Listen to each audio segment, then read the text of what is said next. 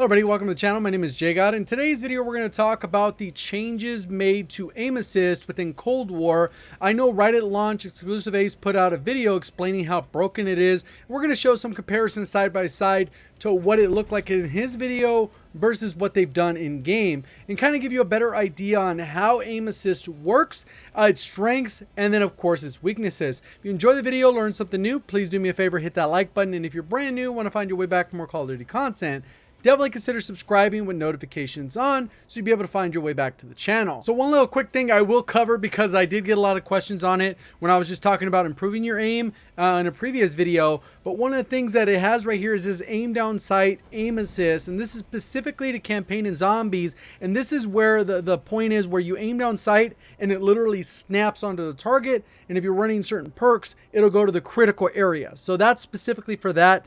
And that's separate and different from what we get in multiplayer, which is the slowdown and strafing aim assist.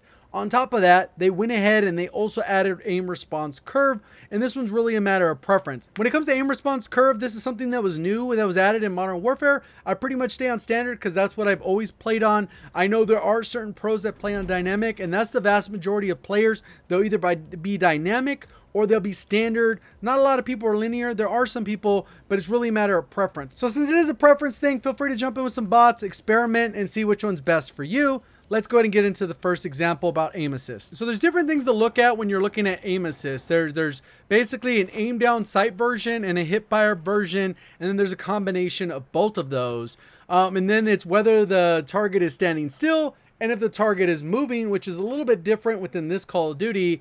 So right here, what I'm going to do is I'm going to just strafe in the hip fire, and you're going to see this is rotational aim assist. So if I just go across, you can see that there's like an imaginary bubble that's about, 6 to 8 inches, a foot outside their arm length, right? So if I come around over here, you can see it starts to rotate over here. Prior to this, the bubble was a little bit larger. And then as we come across, you can see that it slows down and I get a little bit of rotational. And it's not so small, but there's a combination of things happening here. It is fairly strong, which isn't great. But on top of that, the bubble's fairly large. So if I'm trying to work my aim in here, it decelerates much faster than it should because the bubble starts on the outside. So that's something hopefully they'll continue to tune, because when we were talking about Modern Warfare, the hip fire was like right here, like almost touching the player model.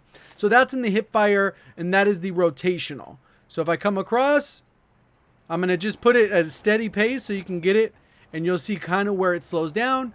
And this is a little bit at the same spot. So we get that. So we get rotational and that. So if I'm strafing and I'm putting my crosshairs, I'll get like a little bit sticky there, and you can see kind of it dragged it. So that's the first part of it. So then we also have another one, which is based off aim down sight. And traditionally, rotational aim assist works when you're going back and forward. But in this particular case, you have to have a little bit of side-to-side movement. You'll see it right here. If I pull directly back on my crosshair or back on my movement, you're going to see that I don't really get dragged at all.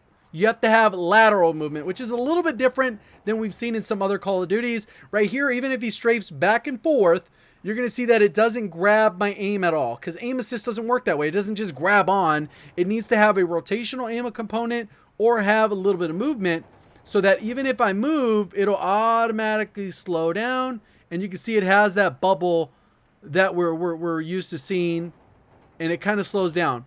The problem, in my opinion, with this game is even though they worked on it, they improved drastically, as you're going to see.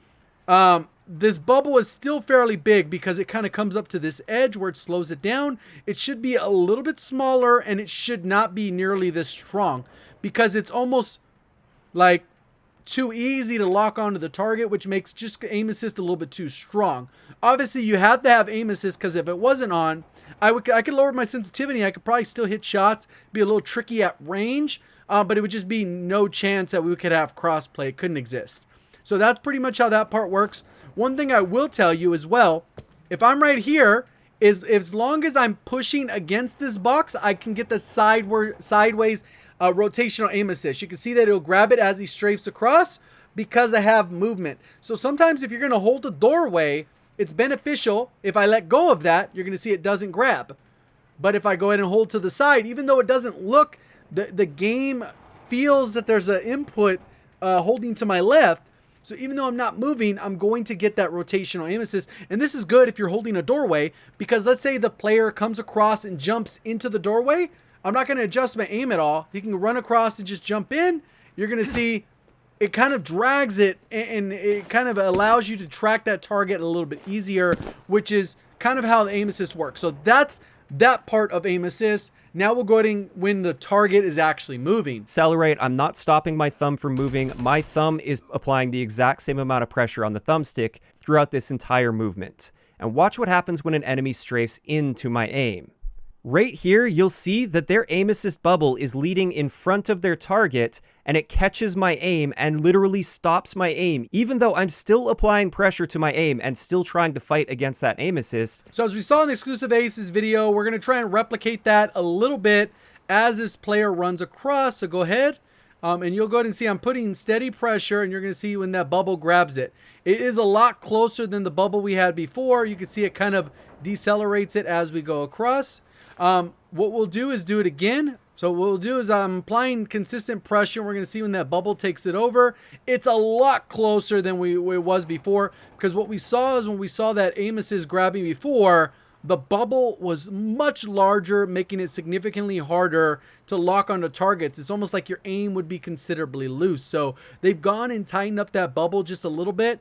What unfortunate about this though is if the character model's moving, you kind of got to let go depending on your sensitivity. Go ahead and walk across.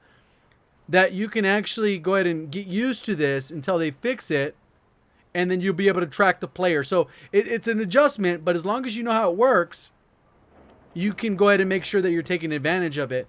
Obviously, it was cut down because looking at the side-by-side, it's a considerable difference.